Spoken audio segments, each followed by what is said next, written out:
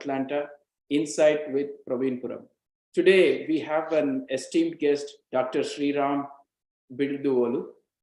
Hello, sir. How are you? Hello, Praveen. I'm doing very well. Thank you. Thank you. Thank you for joining this call and thank you for your time. Just wanted to give a brief about this Insight with Praveen Puram. So we have been doing number of shows, very particular to Indo-American community, which can be used for the Indo-Americans, NRIs, and also the small businesses, what they do. So as a part of that community voluntary give up, this particular session is all about cybersecurity, right? So cybersecurity is been one of the major aspect in the IT world. So I just thought definitely it will be a wonderful time for all of the viewers to listen about cybersecurity directly from you. So before let's get introduced to Dr. Sriram. So I will give a quick introduction, sir. If you have anything you can add once it is done. So Dr. Sriram Biduduvolu is the CEO of Cybersecurity Center of Excellence, which is initiative from NASSCOM, DSCI, that is called Data Security Council of India. Currently, he is the CEO of DSCI Cybersecurity Center of Excellence since 2018, incubating startups in cybersecurity and privacy and running programs in research policy, corporate innovations, collaboration, incubation, capability building, hackathons, ecosystem development. And he headed, before this, he headed information services at T-Hub, India's largest and fastest growing ecosystem for technology startup, incubating and accelerating 160 technology startup. He's a leadership experience in reputed technology companies like Oracle, VeriSign, Siemens, HP, etc. And he has also led large million-dollar projects across the globe, engagement with top and middle tier customers in the ICT telecom in the countries like USA, Germany, Japan, Malaysia, Singapore, UK, Philippines, and India. He's passionate about innovation, AI, ML, cloud, analytics, digital services, agile processes with high quality. Excellent, sir. What a wonderful journey you had in the IT industry. So today's concept of cybersecurity.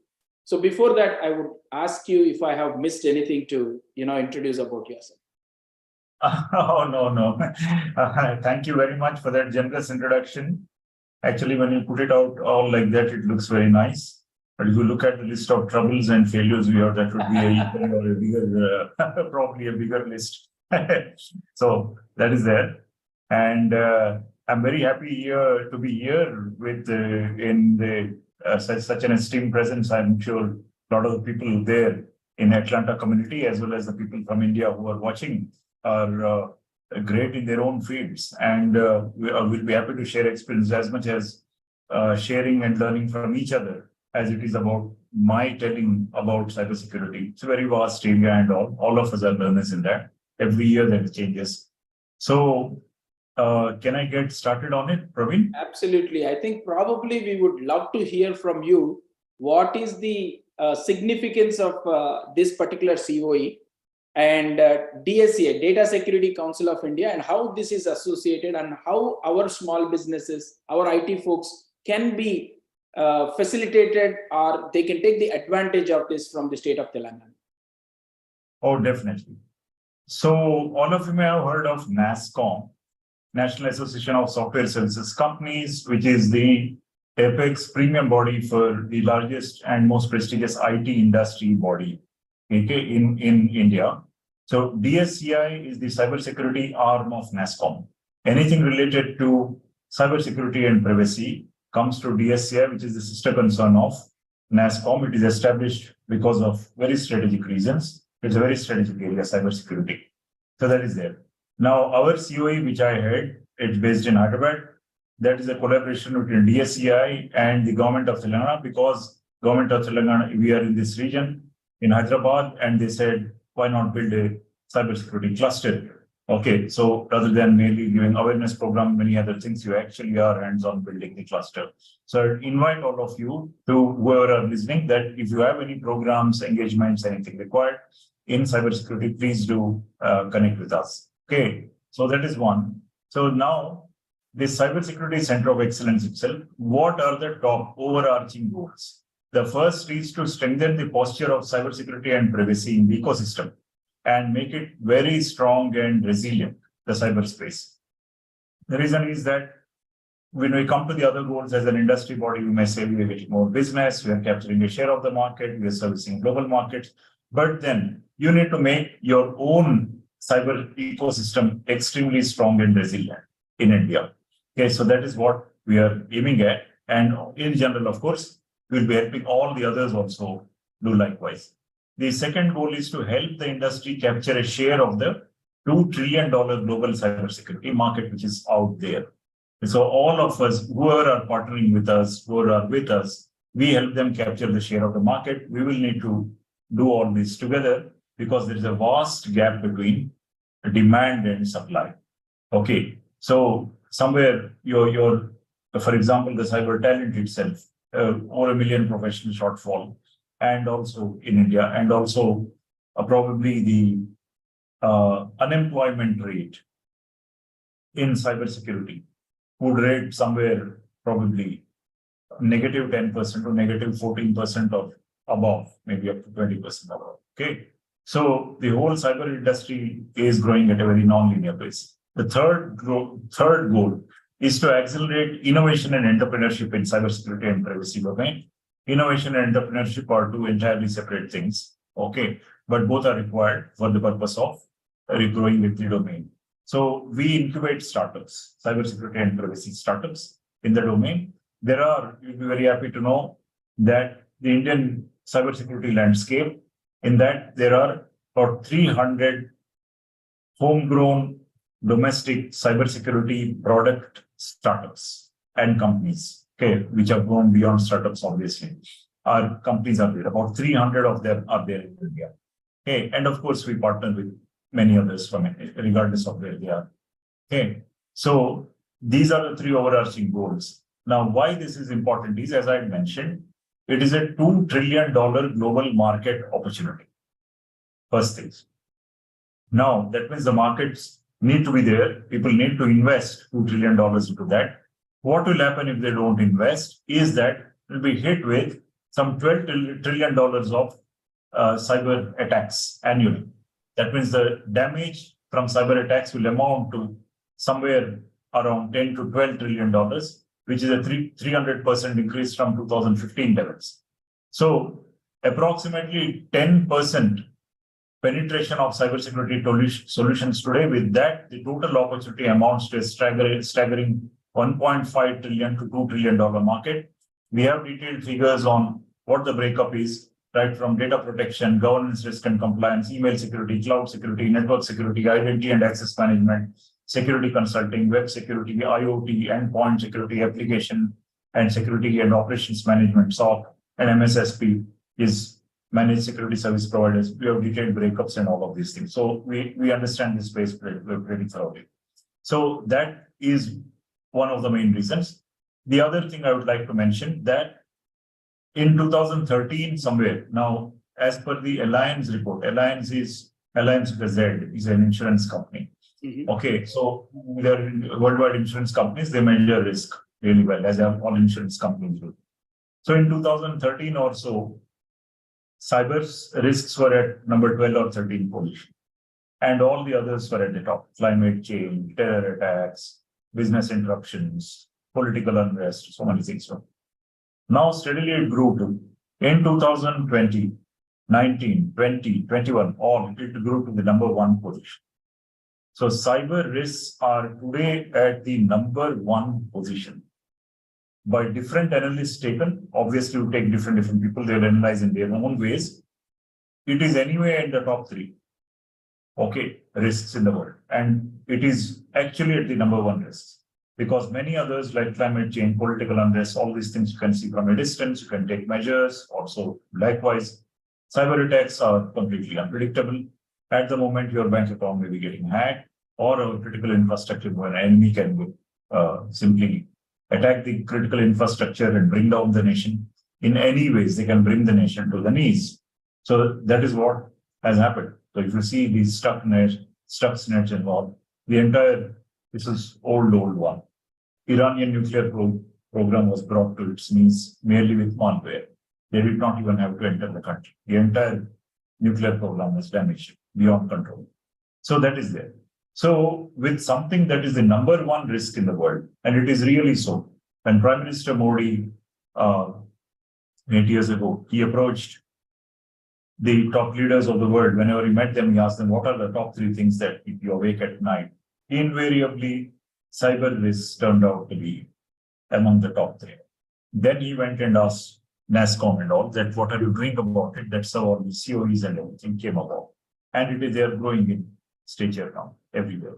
So that is one of the things. Now, what are the top risks in 2023? We'll start with that first. So cyber risks. What are the things top cyber risks in 2023? If you were to look at the larger picture, you will see, and these are the Bipartisan Policy Center reports which have come out of that I'm taking. You see that evolving geopolitical environment. Okay. Increasing international conflicts have led to a rise in cyber attacks that will require a lot of continued attention. Then accelerating cyber arms race, because it is very lucrative. Okay, evolving cyber landscape and technology requires defense against old and new attacks. So cyber space, the war, is considered the fifth zone of warfare. After land, sea, air, and space, it is cyberspace.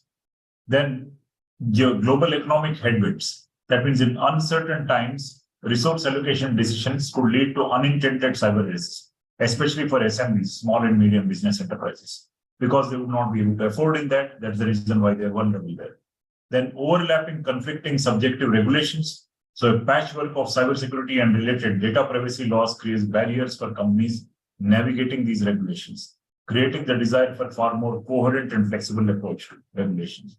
Then there is lagging corporate governance that needs to really pick up, facing significant vulnerabilities in managing cyber threats due to limited communication between security professionals, leaders. There are gaps everywhere. That is what we are trying to attempt to address. And the scale and sophistication of attacks are increasing by the day. So for example, right now, about 9 lakh new malwares are created every day. Okay, every day, new malwares. The existing ones, about 1 billion of them are out there in the wild. They're open. So that is it. So that is why it's a major serious threat. Both in scale and sophistication, they are growing. There are malwares with 8 layers of deceptions which are out there. So if a malware is, supposing, produced in China, then it knows that it is in China, it will not activate itself. If it is in India, it will activate itself.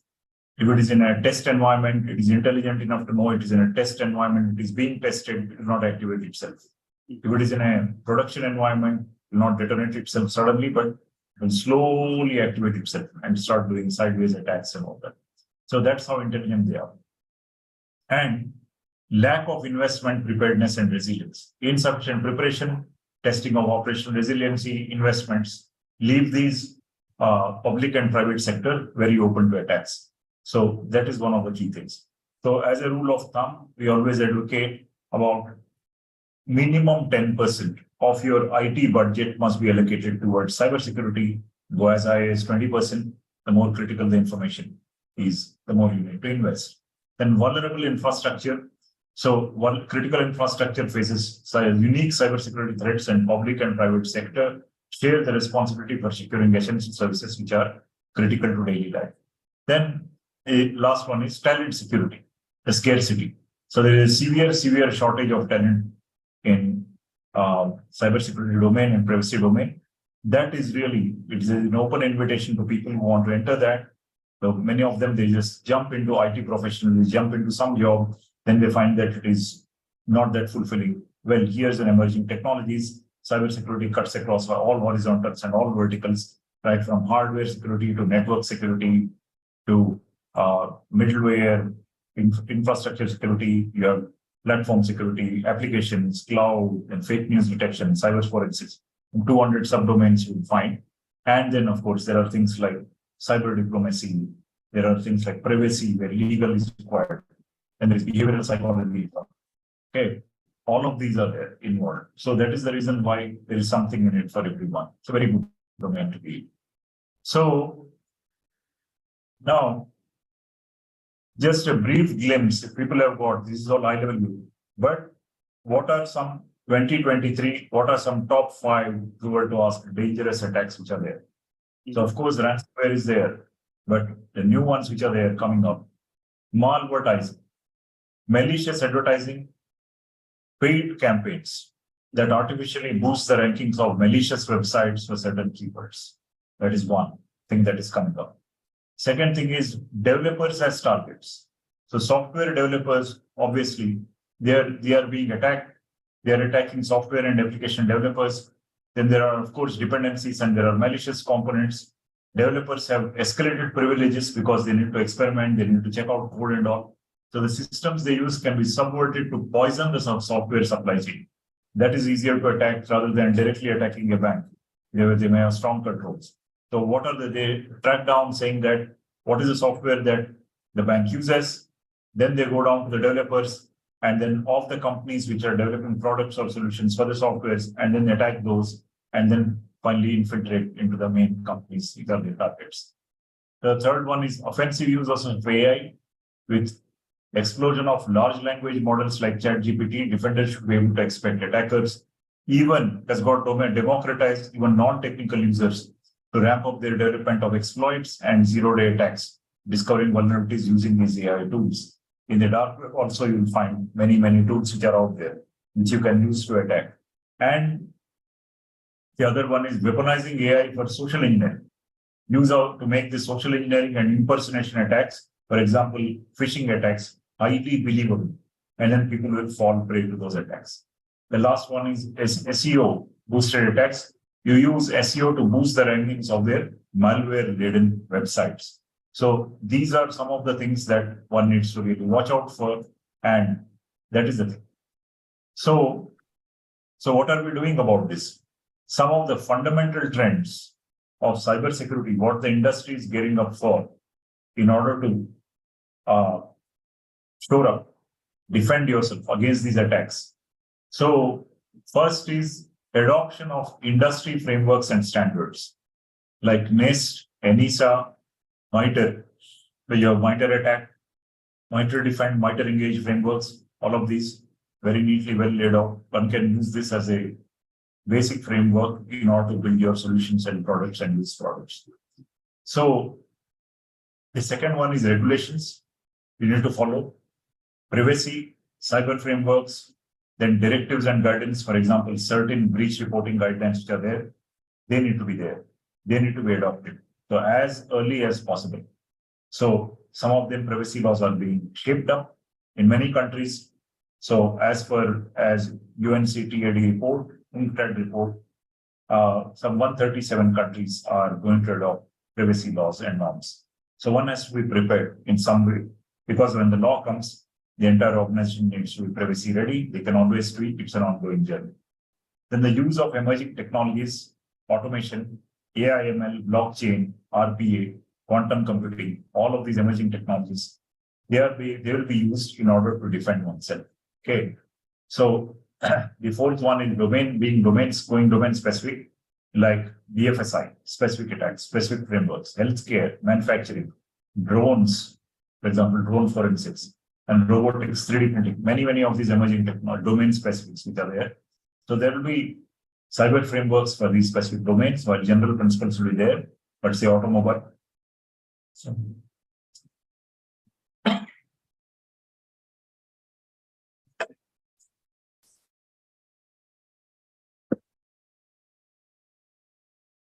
yeah.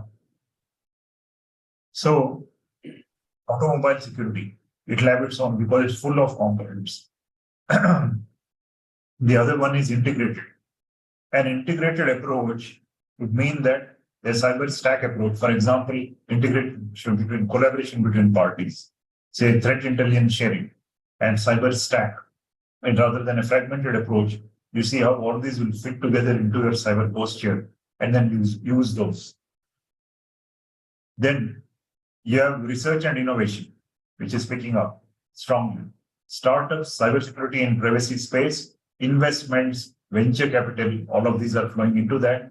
You have many startups that have even become unicorns in this domain. Then the subdomains, many areas, research is going on, academic research as well as industrial research, defense research, like lightweight cryptography, deepfake detection, and user behavior experience, all these things which are there. So for example, even if you were to give passwords, we try to make passwords redundant, or on top of the passwords, user entity behavior analytics, initially takes some 70 parameters, including the speed at which you type, your IP address, everything. So even if some malicious user has your name and password, you will not be able to enter because it will immediately detect based on user entity behavior analytics, AI engines to detect that something is amiss, it will not allow you to enter. So then the last one, the seventh one, is the talent development. Very, very important. Unless you grow talent, you're not going to be able to make it. Because the world is getting digitalized. Every aspect of life, right from individuals to organizations to nation states, economy level, everything is going digital. So then cyber becomes extremely important, because most of the existing laws and frameworks were built for the physical goods and for the human life, but they were not built for the cyberspace. So if you look at it, for example, a website can be hacked from someone across jurisdictions, maybe from some other country like Indonesia. Then where are you going to your police jurisdictions and all this? How will they fit into this law enforcement framework? How are you going to track down the criminals? So these are all a major problems that need to be tackled. So the other thing is coming to the immediate trends. While I mentioned the overarching trends, the umbrella of trends, but immediate ones that are coming up are human-centric design, then enhancing people management for cybersecurity program sustainability, then transforming the cyber operating model to support value creation. So that is very important, because what is going to happen is that many of them have found that they do some kind of technology work, a trend that is expected to continue to growing. But now they realize that the boards, at a board level of companies, they have realized that business leaders have realized that cybersecurity risk is a top business risk to manage, not some technology problem to solve. Okay, so supporting and accelerating business outcomes is a core cybersecurity priority, and yet it remains a challenge. So a little bit on the risk thing. I would maybe draw a comparison to some risks like health risks. Let's say there's a person. Now, there is a certain virus that is prevailing in the market, in the society, in the city. Then that particular biological virus, he is more susceptible to it because it is more widespread currently, rather than one which is not currently there out there. There's an epidemic raging, and you are more likely to catch it. That is vulnerability. That is the threat. The second thing is, out of 100 people in a room, probably some people have stronger constitution, some people have weaker constitution. So that is the vulnerability. Okay, so first one is the threat. Threat that is something that is more widespread is more likely to attack you.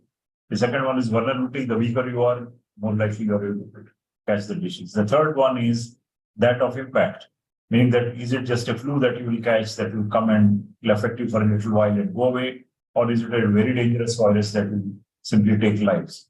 So a combination of these three things, which are threats, vulnerabilities, and impact, constitute the risk. And every organization needs to assess that risk on its own, for its own needs. Okay.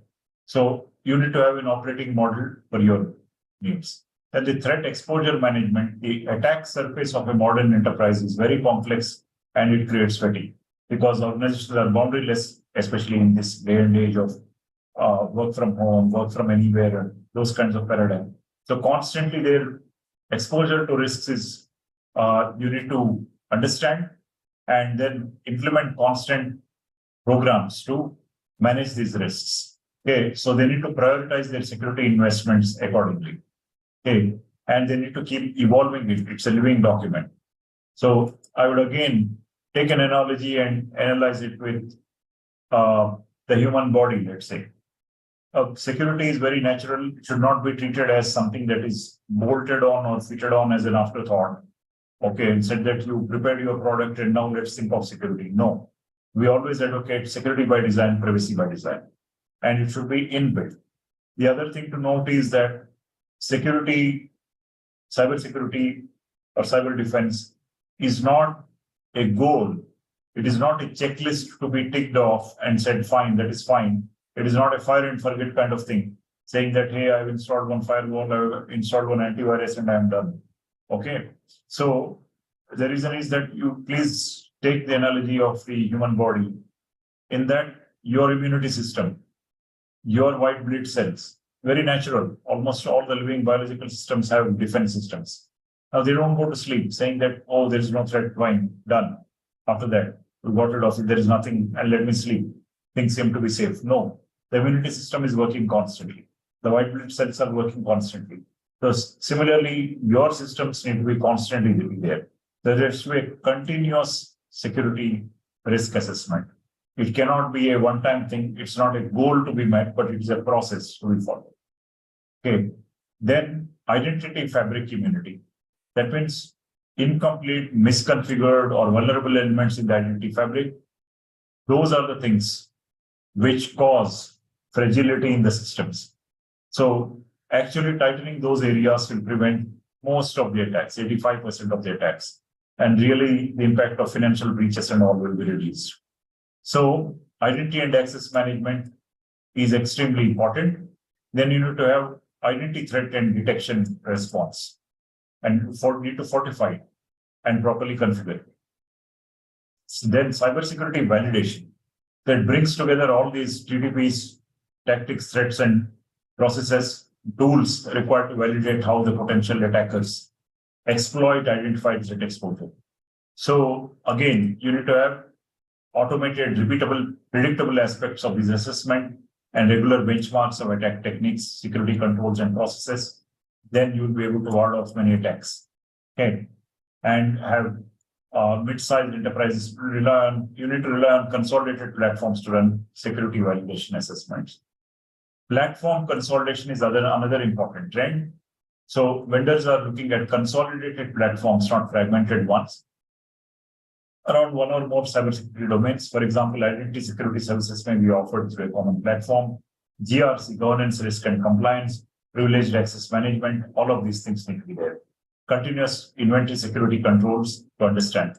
For example, third-party risk assessments, supply chain attacks, all of these need to be integrated into your overall cybersecurity posture.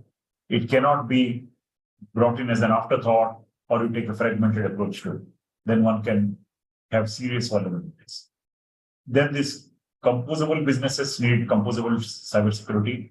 So, transition from monolithic cybersecurity system to building modular capabilities on what you need, how much you need to invest, the scale at which you need to invest, when you need to invest, all of these things, what is your architectural pattern, all these things come into picture. So composable security is another area that is extremely important. Other trend is that the boards must expand their competency in cybersecurity oversight. It is not just technical competence at the lower level, but at the top level, the boards need to understand those really well, the cybersecurity oversight that they have. So a trend towards explicit accountability for cybersecurity, part of risk and compliance. You need to have enhanced responsibility for board members. CISOs and all need to get a seat at the board table, and it needs to be part of their organization's goals and objectives. And active board participation must be there, and recommendations need to be taken seriously, including allocation of budgets and resources. So that is about the things. Who are the stakeholders? I'll take a moment to look at that. Generally, who are the stakeholders in the cybersecurity game? The first is the tech industry. You see that many trends are driven by the tech. If 5G has come in, it brings in a lot of host of advantages. It also brings in risks. If AI has come in, it again brings in a lot of advantages and also risks. There's a dark side. Okay. Similarly, almost every area, you're doing digitalization, you've brought in robots, you brought in drones, you brought in automation, all of these things. You brought in AR, VR, ML, all of these things, they bring in their own threats. And so you need to understand those correctly. For example, let's say you brought in AR, VR, metaverse.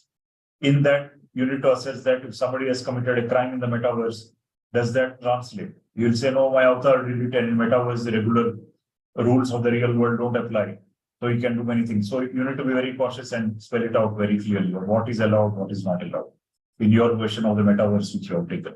So similarly with everything, you're doing IoT, you have taken up. So you need to define that. So the industry has large players, tech industries, mid-sized players, small players, who are there, which are startups. So they will all play in their domain, right? So they will all be able to provide value to the extent to which you need that. So tech industry needs to understand very thoroughly the risks and be able to provide solutions to those. You need to enable them. And you need to encourage them, have more, like, for example, I said, talent pool needs to be built. Sorry, I have a bad throat. The second one is the government. The central government, state government, law enforcement agencies, defense, policy-making bodies, all of these things need to work in tandem in order to craft a cybersecurity strategy for the country. So we are actively engaged that both in the tech industry as an industry body and with the government. The third pillar is that of academia and R&D.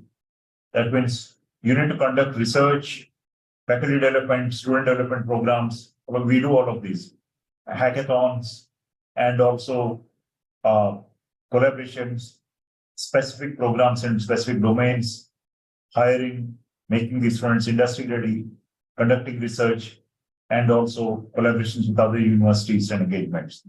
So this needs to be extremely important now. And the other one is the user groups, the other pillar. So the stakeholders, user groups comprise of all these ones which are the user side of the industry, like banks, retail, pharma, finance, FMCG, manufacturing, defense, etc. And also citizens, individual users, developers. So these are all the users of cybersecurity products and solutions. Why are they important? Because they define the user experience, they report breaches, they also give us the use cases. So we run something called use case clearinghouse workshop to extract the critical use cases out of this industry, say a bank or so, and then pass them on to the first pillar, which is the cybersecurity, which is the tech industry. The reason is that the tech industry can build superior products and solutions if they are given these use cases. So the last but not the least stakeholder is that of collaborations. So we have rich collaborations. For example, we have collaboration with Hague Security Data, Hague Center for Strategic Studies, with Australia, with UK, with CII, FICCI, FTCCI, Greater NASCOM, all of these bodies in order to drive better engagements, deeper engagements, and bring the richness of expertise of the different groups which I've already mentioned. So they cut across all verticals, all horizontals. So those are the pillars that we should be looking at. And what are our focus areas? What are we focusing on? We have innovation, market access, research, collaborations, promotion and marketing, capability development, incubation, events, insights, reports and all that we produce, networking, all of these things we provide. Then we have a cyber roadmap, career maps we build. For if I had the screen, I would have shown it, but at the bottom level, you have all the tech areas, right, from network security to IT forensics to industrial security controls. Next level, you have all these administrator, testers, threat analysts, SOC analysts, and all. At the next level, we have the management, which is architects, okay, consultants, and so on. Okay. And at the top, you have the heads, like say governance, risk, and compliance, head of incident response, head of security operations center, of disaster recovery, business continuity plan. And at the top, you have CISOs, global head for security services, and DPOs, and all that. So this is the career roadmap. And in the new area, these are the cybersecurity areas, but data privacy also, huge upcoming area. You have right from data privacy analysts to privacy consultants, compliance managers, to the protection councils, privacy architects, and then of course privacy program managers and assistant director of privacy. And at the top you have data protection officers, VP of data protection, director of international privacy. and Chief Privacy Officer, CPOs at the top. So these are the evolving areas. And we have in incubation, we have many offerings: physical incubation, virtual incubation, infrastructure, mentoring, funding, capacity building, experience zone, your acceleration programs, market access, networking, and so on. We are out of the 300 startups and all which are out there, we're incubating 30 of them. And we have the support of both the industry and the government. We conducted. Sir, I would give a pause here. I think that's a great information what you have done. So I would like to ask few questions boiling down to the basic Sure. questions of any consultant or a resource and the small businesses. For example, if you have any Indian small businesses in US want to really host a cybersecurity practice or the resources in India, what the COE can help, how we can reach. This will be very important for our viewers. Sure. So there are many aspects to this question. One is an MSME out there wants to utilize the services of cybersecurity. Okay, so we have frameworks which help them assess their cybersecurity postures. A lot of programs are in progress continuously. Every year we engage in that. We engage with a lot of MSMEs because we understand their needs specifically, that they can't take the top end solutions and everything, yet they need to protect themselves. And the bulk of the industries are the companies, organizations are MSME, the industry. They contribute a good portion of the GDP. They contribute, but their numbers wise, they will be huge in numbers. So we understand their needs. Please get in touch with us. We have frameworks specially designed for that. Then we can point you to the right players and the right strategies. For example, how will you move to cloud? How will you use VC source? What tools will you use? What kind of advisories do you use to protect yourself? Okay, all of these things we've done at a minimal or optimal cost. Sometimes you can use even free tools to protect yourself. But not having a strategy is not at all good in this world. In fact, you can try this experiment. You can spin up a server and put a weak password. Okay, connect it to the internet, put a weak password, and start your clock. Okay, within 10 minutes, I guarantee you, you'll be hacked. Absolutely. The reason is there are bots running, automated bots running out there. And if anyone smokes, he will get far more. We have get many panic calls from people who have had ransomware. They did not have the adequate measures. The entire thing was encrypted off, done, and there is no way they can use it. Okay, sometimes they have to throw the hardware out also. So these are the kinds of things there. That is one. The second thing is any companies who want to expand their operations into India, cyber operations and all, more than welcome. We'll be very happy to help you, right from what your strategy should be to set up and do all that so that you can service worldwide markets and follow the sun models and GCCs and all that. We've done special reports on that, on what are the top things, how they can utilize the talent here, the manpower here, leverage the cost advantages, leverage the innovation, and the follow the sun model. All of these things you can do. You do. Then the other thing is you want to explore Indian markets also in cyber. They're also vast markets, certainly explore those. So all these three areas, anything you need, anything in cyber, please do let us know. We have found that we are able to help people explore other markets. Supposing you are based somewhere, say in US, and you want to explore other countries. India is a hub. We have signed on with so many people. Please get in touch with us. Help set up a base here and then explore the markets everywhere. We conduct regular programs. That's a great thing. Everyone should understand. Like if we connect with our COE, they can be benefited across the globe. Thank you for that. And the other question is, because you said 10% of the total IT budget should be spent on the cybersecurity. So you see a 2 trillion opportunities across the cybersecurity. So there definitely the talent.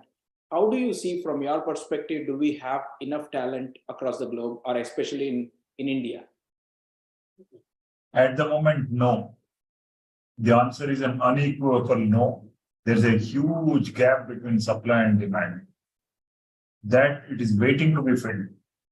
That is the reason why they are going for more automation, more AI ML engines, but still the gap is very large. And with the privacy laws have not even come in now. The moment all of them come in, cybersecurity will become extremely important because people will get whacked very badly if there are breaches. Okay, governance, risk, and compliance controls are going to go up. Even if you were to buy cyber insurance, supposing you did not have proper controls in place, you will not be able to get the insurance, be able to claim it. Okay, so in every way, there's a loss to the operations, the loss to the revenue, the loss to reputation. In every way, you get really badly whacked. At an individual level, also, even forget organization level, individual level, you need to be very careful. Otherwise, you get very badly affected. If you were to stand in any cybercrime police station today, you will discover that over 70% of the crimes are cyber crimes. And even the remaining 30%, there is a strong cyber component there, where somebody has made a phone call or sent a message or done something. Okay, so there's a pattern there. And you will go practically mad if you were to stand in cybercrime police station, right from some pensioners' funds having been hacked to scams to some girls' photos having been morphed and uploaded, some such things, all sorts of mayhem and perversions are happening. So the hilarious thing is that it is a very skewed thing. Fellows who are 10th fail fellows having a set of tools and tricks, they are able to scam medical doctors and MTechs and all those people working in IT companies, right? So right from that very low grade ones to the very sophisticated, advanced, persistent threats, the full range is there. You're open to attacks. So I think definitely you might have seen the rise of the cyber crimes after pandemic because more digital life has been. So what are the measures if a startup is introducing any product or any software for that, say, is there any audit function which goes through the product before it releases today? Certainly, this is a very good question for which there's a comprehensive, you need to adopt a framework approach. I'll tell you in 2 lines, security by design, privacy by design. Security and privacy cannot be retrofitted.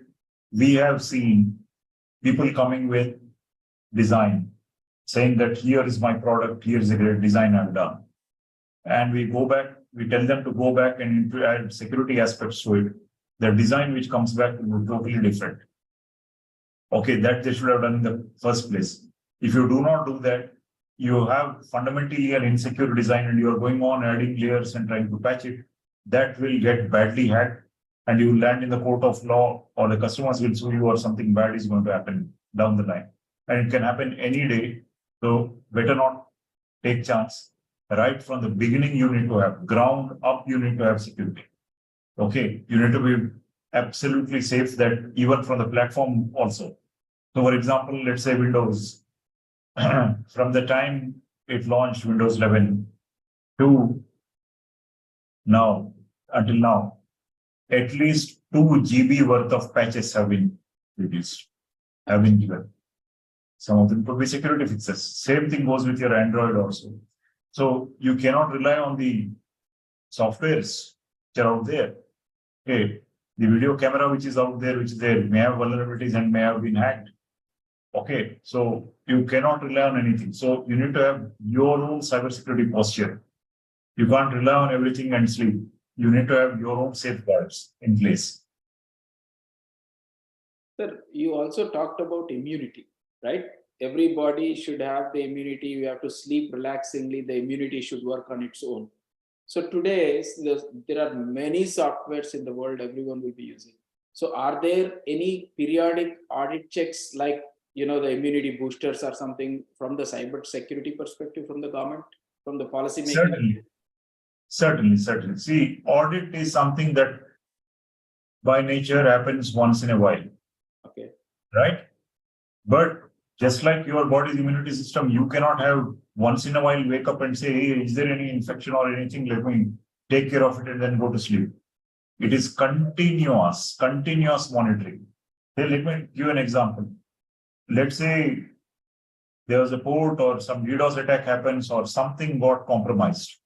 Some user clicked on a link or left a port open or something happened and his laptop got infected, connected to the network, and some part is getting it. Now, you can't rely on it, even if it has got affected, that even the next day morning, come back and look at that neatly and do an audit and then figure out what the problem was. Let's say you got attacked at night 2 a.m.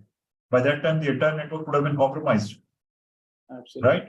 So you can't, which means that you need to have continuous monitoring, round the clock, continuous monitoring with AI ML to detect anomalous behavior in this network traffic, which is there, which no human being can analyze. Automation and AI are extremely very much required. You should have tailored that, you should have understood what normal behavior is to be able to catch abnormal behavior. Because antiviruses and all these, they can catch existing signature patterns of viruses. What if new viruses are there? I told you that about 9 lakh new malwares are generated every day. Okay, so if you were to just rely on this and load your firewall with million rules, then it becomes, the whole thing becomes very slow. You can't even rely on things like that. You need to adopt new strategies, new technologies, as I've mentioned. I give you several examples of, say, password. You need to have user entity behavior analytics. And again, I will categorize, I'll just mention 2 things. You need to adopt that C-rot model, critical, redundant, obsolete, and trivial. Just like in your real life, you will not give equal importance to everything. For example, your jewelry and your property documents, you'll probably put in a safe. And your garden slippers and other, that's also an asset, okay, which you have, or some chair or something which is out there, plastic chairs, you will not do it the same level of importance, won't you? Yes. Okay. So similarly, you will have to invest also accordingly.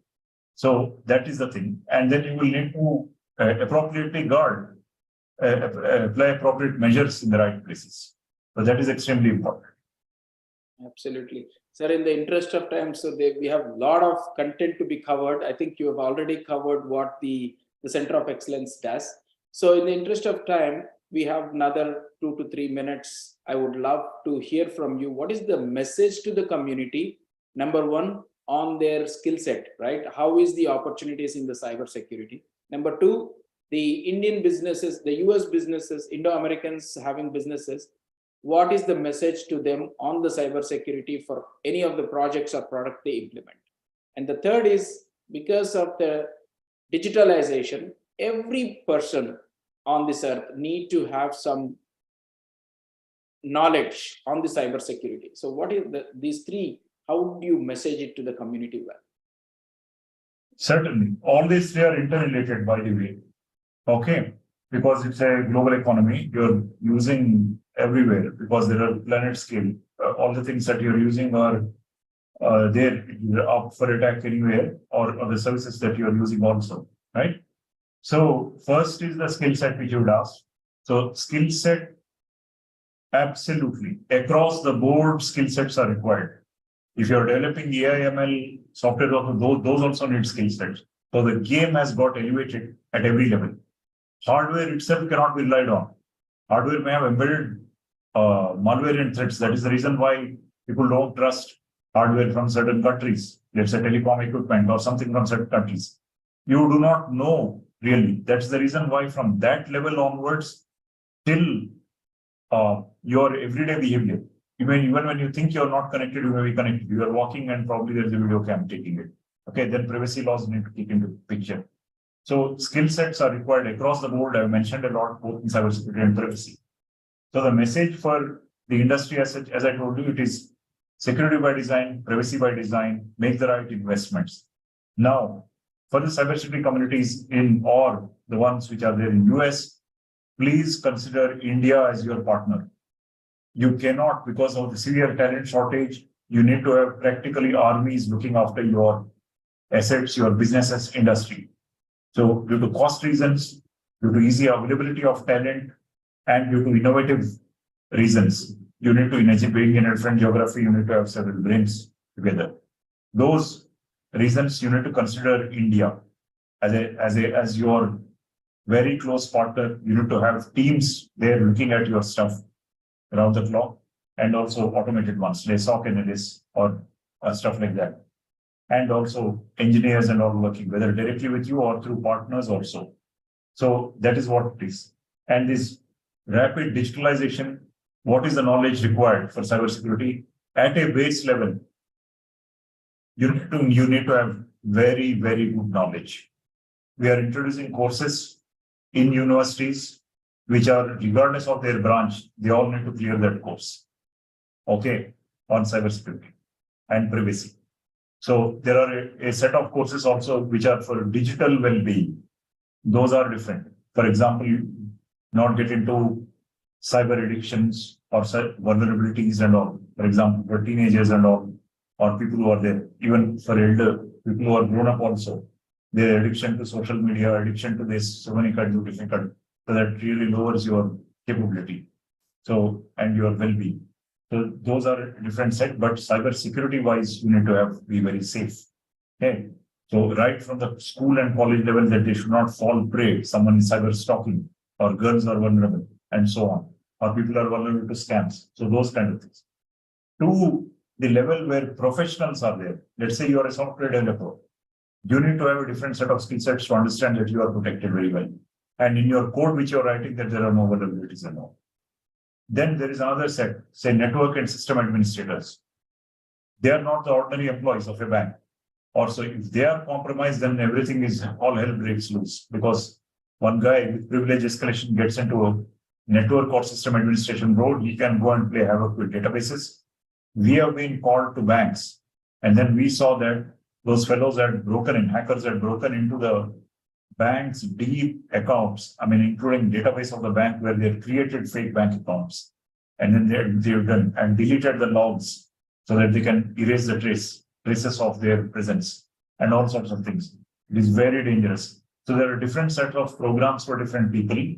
Please do have awareness, and you need to absolutely know where to throw up your hands and leave it in the hands of experts. You do not try to, just like in doctors, you will not try to operate on yourself by reading Google. Let me try to do my own appendix operation. Okay, you will never try to do that. You know where to cut it and leave it in the hands of experts. Do that, okay? All right. So I hope these tips are useful for you. Absolutely, Sriram Garu. It was really, really informative. And again, thank you so much for giving your valuable time on a weekend for all of us. And I'm sure that this will benefit all of the Indo-American community here in US. And that's all for today's session. I think this is more information on cybersecurity in this digital life. And we will bring more such informative sessions programmed from the normal citizens and also the government officials to bring more content for all of us. And for all the business, please do understand that cybersecurity is very important factor. As Sriram Garu said, cybersecurity by design and data privacy by design we need to have. And if you have any issues or any concerns or anything which you are incubating your new startups, please do reach out to the Center of Excellence, and Sriram is always available for us to help from the talent perspective, from the frameworks perspective, from also the strategizing your complete product, how to make it safe. So with this, thank you so much and have a wonderful night. Thank you very much, Praveen. I would just like to read out my the email ID. You can contact marketing@ccoe.dsci.in or sriram.b@dsci.in. You can please reach out to us, and Praveen is always there. Through him, you can reach out to us if you have any major concerns. Right. Thank you very much. Very happy to help. Thank you, Praveen. And thank you so much. Thank you. All the best to everyone.